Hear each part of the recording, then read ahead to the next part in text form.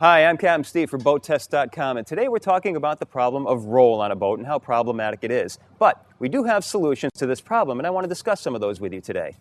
When you're going to do battle against roll, you have to either take care of the ocean or take care of the boat.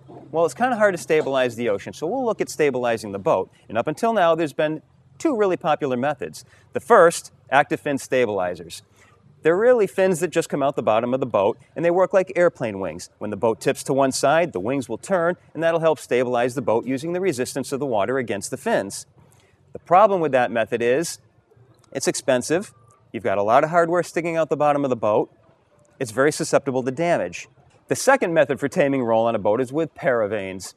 You saw this in the perfect storm. It's big poles coming out the side of the boat. You've got wires coming down from the poles, and what goes at the bottom of those wires are one of two different things, depending on whether the boat is going through the water or at anchor. The problem with that system is it's kind of hard to deploy. You've got to change what's on the bottom of those wires depending on how you're going to be using it, and they just really don't look very good at all. So what we need to do is come up with a solution that will stabilize the boat, that isn't going to have a lot of hardware going through the hull, so you don't have a lot of drilling and sawing to do. It isn't going to add a lot of resistance, so you don't have a lot of fuel consumption, and it's got to be able to fit in just about any boat. Well, the folks at SeaKeeper seem to have come up with a solution, and it's called the SeaKeeper 7000. Now, the concept of using gyros to stabilize a boat is not exactly new. It's been around for a while, but it hasn't been without its problems. Namely, there's been huge flywheels it had to spin to be able to counteract the forces of the boat, and to spin a huge flywheel like that, you have to have a lot of electrical demand. That's been another serious problem.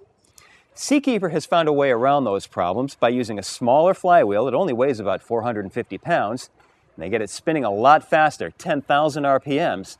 How do they get it spinning so fast when no one else could? By putting it in a vacuum. No air resistance means it's able to spin a lot faster with a lot less electrical demand. Perfect solution. The really nice thing about the SeaKeeper system is that it's adaptable to just about any boat, whether you're having a new build or wanting to put it into your existing boat. All you need is a space between the stringers where it can accommodate the 3.5-ton forces that it's going to be acting on the boat to help stabilize it. Now, everything has a cause and effect, so whatever system you're going to use to stabilize your boat, there's always going to be a trade-off. The trade-off with this is going to be power. It's a pretty small trade-off, though. It takes 3.5 kilowatts to power this up and get it spooled to full speed.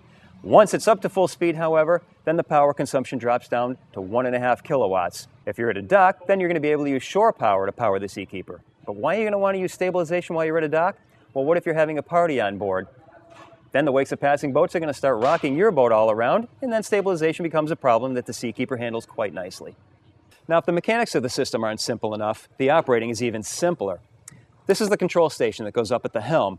All the operator does is push the run button. The system automatically spools up, and it takes about 25 minutes for it to come up to speed. Then you simply hit the C button, and your boat is stabilized. It's as simple as that.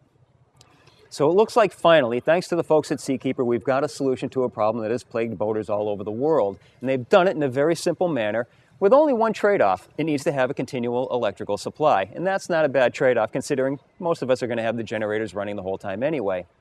But don't take my word for it. You need to experience it for yourself. For BoatTEST.com, I'm Captain Steve. See you on the water.